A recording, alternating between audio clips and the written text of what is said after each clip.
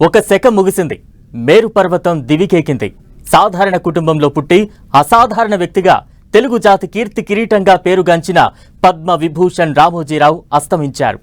భారతదేశపు రూపర్ట్ మర్డోక్గా చెప్పుకునే చెరుకూరి రామోజీరావు అంటే వ్యక్తి కాదు, అతడో శక్తి. అతడు ఋషి, వ్యాపారవేత్తగా, మీడియా సామ్రాజ్యపు అధినేతగా, సినీ నిర్మాతగా, సామాజిక సేవకుడిగా సేవలందించిన రామోజీ వేల కుటుంబాల జీవన జ్యోతి. ప్రత్యక్షంగా పరోక్షంగా లక్షల మందికి ఉపాధి కల్పించిన రామోజీ ప్రజల మదిలో చిరస్మరణీయులు.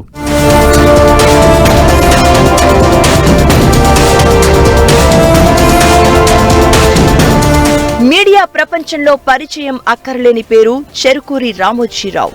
ప్రపంచంలోని అతిపెద్ద film studio complex Ramoji film సిటీని నిర్మించిన పారిశ్రామికవేత్త. మార్గదర్శితో వ్యాపారం మొదలుపెట్టి ఇంతింతై వటుడింతై అన్నట్లు అతిపెద్ద సామ్రాజ్యాన్నే నిర్మించిన తెలుగు వెలుగు రామోజీరావు.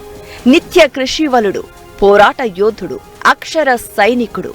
ఈనాడును స్థాపించి ప్రతి ఉదయం తెలుగు ప్రజలను ముందుగా పలకరించేవారు రామోజీరావు. తన పత్రిక ద్వారా వార్తల ప్రచురణకే పరిమితం కాలేదు. సమాజ సేవ చేయడానికి, సామాజిక రుగ్మతలపై ఉద్యమానికి నాయకత్వం వహించారు రామోజీరావు.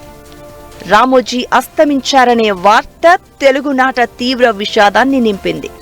మీడియా, సినిమా, షాపింగ్, పర్యాటక రంగాల్లో తనదైన ముద్ర వేసిన రామోజీరావు ఈనాడు, మార్గదర్శి, dolphin hotels, Kalanjali, Priya foods, Mayuri distributors, ETV, Usha Kiran movies, మార్గదర్శి చిట్స్ ఇలా ఎన్నో సంస్థలను స్థాపించి వేలాది కుటుంబాల జీవన జ్యోతిగా నిలిచారు. వేల మందికి ఉపాధినిచ్చి వారి కుటుంబాల్లో వెలుగులు నింపారు. రామోజీ సంస్థల్లో పనిచేస్తున్న వారు ప్రతి ఊరులో ఉంటారంటే అతిశయోక్తి కాదు. ఆయన అనునిత్యం సాధన చేసింది, సమాజ హితం కోసం పనిచేశారు, ఈ తెలుగు జాతి కోసం పనిచేశారు.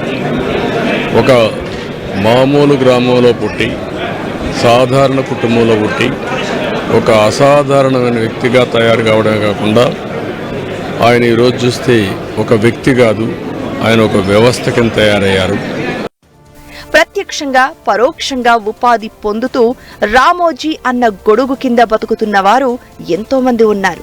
అందుకే రామోజీ మరణం 2 తెలుగు రాష్ట్రాల్లోనూ విషాదంగా మారింది. కృష్ణా జిల్లా పెదపారుపూడిలో 1936 నవంబర్ 16న ఓ వ్యవసాయ కుటుంబంలో జన్మించారు రామోజీరావు. తల్లిదండ్రులు చెరుకూరి వెంకట సుబ్బారావు, సుబ్బమ్మకు 3వ సంతానం. తల్లిదండ్రులు ఆయనకు రామయ్య అనే పేరు పెడితే స్కూల్లో చేరినప్పుడు రామోజీరావుగా తనకు తానే పేరు పెట్టుకున్నారు. చిన్నతనం నుంచే విలక్షణ సృజనాత్మకత ప్రదర్శించేవారు రామోజీరావు. చదువు మీద కన్నా కళలు, రాజకీయాల మీద ఎక్కువ ఆసక్తి చూపిన రామోజీరావు ఆటపాటల్లోనూ చురుకుగా ఉండేవారట. ఢిల్లీలో అనంత్ అనే మలయాళీ స్థాపించిన యాడ్ ఏజెన్సీలో ఆర్టిస్టుగా వృత్తి జీవితాన్ని ప్రారంభించారు రామోజీరావు. 1961 ఆగస్టు 19న వివాహం జరిగిన తర్వాత 1962లో హైదరాబాదుకు తిరిగి వచ్చి అదే ఏడాది అక్టోబర్లో మార్గదర్శి చిట్ ఫండ్ ను స్థాపించారు. అక్కడి నుంచి అంచెలంచెలుగా ఎదిగిన రామోజీ తర్వాత ఎప్పుడూ వెనక్కి తిరిగి చూడలేదు. ఢిల్లీలో యాడ్ ఏజెన్సీలో పనిచేసిన అనుభవంతో 1965లో తన పెద్ద కుమారుడు కిరణ్ పేరుతో ఇక్కడ యాడ్ ఏజెన్సీ ప్రారంభించారు. అదేవిధంగా ఖమ్మం పట్టణంలో వసుంధర ఫెర్టిలైజర్స్ పేరుతో ఎరువుల వ్యాపారం చేశారు. ఆ సమయంలో రైతులకు ఉపయోగపడాలనే ఉద్దేశంతో 1969లో అన్నదాత పత్రికను ప్రారంభించారు. ఎలాగా అటు ప్రతిదీ ఆయన ఆలోచనల్ని అక్షర రూపంలో పెట్టుకుంటూ ఉంటుంటారు. ఆయన అలాగా నిరంతరం ఈ సొసైటీ గురించి తన నిబద్ధతలో ఆయన ఏర్పరచుకున్న కొన్ని ఆశయాల్ని వాటిని సిద్ధించడం కోసం, వాళ్ళ ఆశయాలు నెరవేర్చుకోవడం కోసం ఆయన చేసే ప్రయత్నాలు అవి అంత ఇంత కాదు. ఆ రకంగా ఆయనలో ఆ రోజున అంత అబ్బురపడిపోయినటువంటి ఆ చిన్న పసి బాలును కూడా చూడగలిగాను. 1970లో భార్య రమాదేవి ఎండీగా ఇమేజెస్ అవుట్డోర్ అడ్వర్టైజింగ్ ఏజెన్సీని ప్రారంభించిన రామోజీరావు 1972-73లో విశాఖలో డాల్ఫిన్ హోటల్ ప్రారంభించారు. ఆ తర్వాత ఈనాడు పత్రిక స్థాపించడం ద్వారా తెలుగునాట పెను సంచలనం సృష్టించారు రామోజీరావు. 1974లో విశాఖ కేంద్రంగా ఈనాడు స్థాపించి అనతి కాలంలోనే రాష్ట్ర వ్యాప్తంగా విస్తరించారు. జిల్లా ఎడిషన్లు తీసుకువచ్చి జర్నలిజంలో సరికొత్త చరిత్ర నమోదు చేశారు. ఇక ఈనాడు జర్నలిజం కళాశాలను ప్రారంభించి ఎందరో నికార్సైన జర్నలిస్టులను తయారు చేశారు. ప్రస్తుతం వివిధ మీడియా సంస్థల్లో ప్రముఖ స్థానాల్లో ఉన్న ఎందరో జర్నలిస్టులు రామోజీరావు అక్షర సేద్యం ద్వారా బయటకు వచ్చినవారే. సినీ జనం కోసం సితారా, సాహితీ ప్రియుల కోసం చతుర, వివిధ భాషా కథల సమాహారంగా విపుల రామోజీ గ్రూపుల నుంచి వెలువడ్డాయి. ప్రియా ఫుడ్స్ ద్వారా పచ్చళ్ల వ్యాపారం మొదలుపెట్టిన రామోజీ ఆ రంగంలోనూ తనకెవ్వరూ సాటిలేరని నిరూపించారు. 1983లో ఉషా కిరణ్ మూవీస్ సంస్థను స్థాపించిన రామోజీరావు తెలుగులో మంచి సూపర్ హిట్ సినిమాలను నిర్మించారు. ఈనాడుతో ప్రతి ఉదయం పాఠకులను పలకరించే రామోజీరావు 1995లో టెలివిజన్ రంగంలోకి ప్రవేశించారు. ఎంటర్టైన్మెంట్ రంగంలో ఈటీవీని ప్రారంభించి వార్తల కోసం తొలుత రాత్రి 9 గంటలకు ఓ అరగంట స్లాట్ కేటాయించారు. ఆ ప్రోగ్రాంకి మంచి ఆదరణ లభించడంతో ఆ తర్వాత తెలుగులో తొలి 24 గంటల వార్తా ఛానల్ను ప్రారంభించారు. ఆ తర్వాత ఇతర భాషల్లో ఛానళ్లు విస్తరించారు. కొన్నాళ్లకు వ్యాపార అవసరాల రీత్యా తెలుగు న్యూస్ ఛానళ్లను మాత్రమే ఉంచుకుని మిగతా నెట్వర్క్ను విక్రయించారు రామోజీరావు. ఈనాడు పత్రికకు సంపాదకుడిగా కొనసాగిన రామోజీరావు 2019లో ఆ బాధ్యతల నుంచి తప్పుకున్నారు. ప్రజా సమస్యలపై సంపాదకీయాలు రాయడం ద్వారా ప్రభుత్వాలను ఎండగట్టేవారు. అయితే తెలుగుదేశం ఆవిర్భావం తర్వాత ఆ పార్టీ వ్యవస్థాపకులు ఎన్టీఆర్తో సన్నిహితంగా ఉండేవారు. ఈనాడు టీడీపీ కోసమే పనిచేస్తుందనే విమర్శలు ఎదుర్కొన్నారు. ఎన్టీఆర్ మరణం తర్వాత చంద్రబాబుతోనూ సత్సంబంధాలు నెరిపారు రామోజీరావు. మరోవైపు జాతీయ స్థాయిలో బీజేపీ అగ్రనేతలతోనూ రామోజీకి మంచి సంబంధాలే ఉండేవి. బీజేపీ ముఖ్య నేతలు ఎల్కే అద్వానీ, ప్రస్తుత హోంమంత్రి అమిత్ షా వంటి వారు కూడా రామోజీతో స్నేహంగానే ఉంటారు. రామోజీని వ్యతిరేకించే పార్టీలో సైతం ఆయనకు సన్నిహితులు ఉండేవారని చెబుతూ ఉంటారు. ఇలా తెలుగునాట తన వ్యాపారాలను నలుదిశలా విస్తరించిన రామోజీరావు సేవా కార్యక్రమాలతో దేశవ్యాప్తంగా కీర్తి గడించారు. పద్మవిభూషణుడిగా ఓ చరిత్రను నమోదు చేశారు.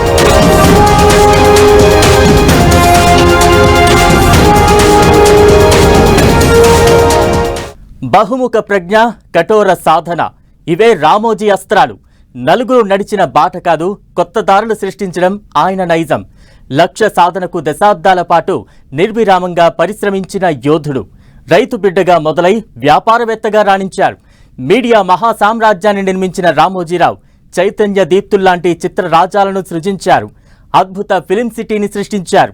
తెలుగువారి హృదయాల్లో చెరగని ముద్ర వేశారు. ఆఖరి క్షణం వరకు ప్రజా శ్రేయస్సు కోసమే పరితపించారు.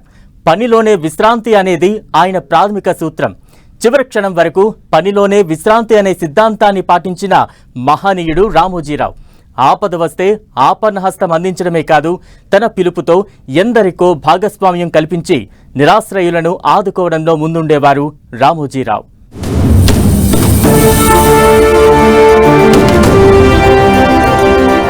వ్యాపార సామ్రాజ్యాన్ని ఏలిన రైతు బిడ్డ.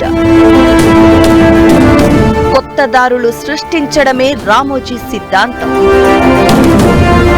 ఆపత్కాలంలో ఆదుకునే మహనీయుడు. అడుగుపెట్టిన ప్రతి రంగంలోనూ చెరగని ముద్ర వేశారు రామోజీరావు. 1962లో మార్గదర్శి చిట్ ఫండ్స్ సంస్థను స్థాపించినప్పటి నుంచి ఈ మధ్య ఈటీవీ విన్ ద్వారా డిజిటల్ ప్రపంచంలోకి అడుగు పెట్టే వరకు రామోజీరావుది ఓ బ్రాండ్. దేశంలోనే అగ్రశ్రేణి చిట్ ఫండ్స్ సంస్థగా నిలిచిన మార్గదర్శి లక్షల మంది ఖాతాదారుల నమ్మకం.